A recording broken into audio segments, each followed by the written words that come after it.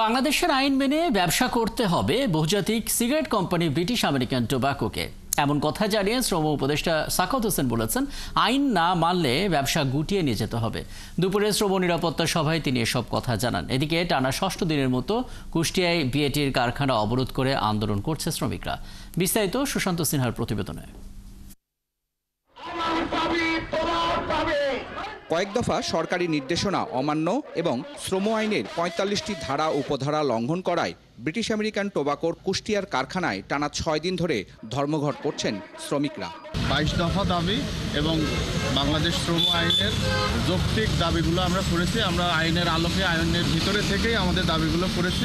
আমাদের সাথে ম্যানেজমেন্ট বা কোনো সিবিআই নেতৃবৃন্দ এখনো যোগাযোগ করেনি বা আমাদের কোনো আশ্বাসও দেয়নি। ঠিক তখনই ঢাকায় হোটেল সোনারগাঁওয়ে কারখানার কর্মপরিবেশ ও নিরাপত্তা বিষয়ক সেমিনার আয়োজন করে শ্রম মন্ত্রণালয়। সেমিনারে উঠে আসে বহুজাতিক সিগারেট কোম্পানি ব্রিটিশ আমেরিকান টোব্যাকোর শ্রমিক আন্দোলনের বিষয়টি। শ্রম আইন লঙ্ঘনের বিষয়ে নির্দেশনা উপেক্ষা করায় বিএটিকে আইন মেনে ব্যবসা করার কড়া হুঁশিয়ারি দিলেন শ্রম উপদেষ্টা। British American Tobacco, that either you follow the law or you wind your business and go. This is the harsh word that I have to use. মানে আমি তো আমার কাছে তার কোনো উপায় নেই, আমি তাদের হাতে পায়ে কত ধরবো।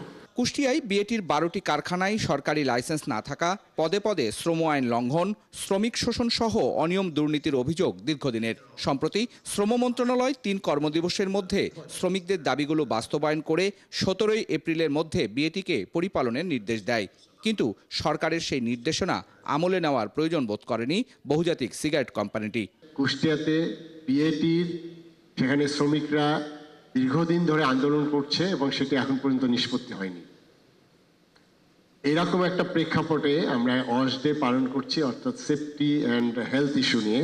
সূত্র বলছে, শ্রম আইন লঙ্ঘনের কারণে বিএটির ব্যবস্থাপনা পরিচালক সহ ঊর্ধ্বতন কর্মকর্তাদের বিরুদ্ধে মামলার প্রস্তুতি নিতে শুরু করেছে কুষ্টিয়ার কলকারখানা ও প্রতিষ্ঠান অধিদপ্তর। সুশান্ত সিনহা, একাত্তর, ঢাকা।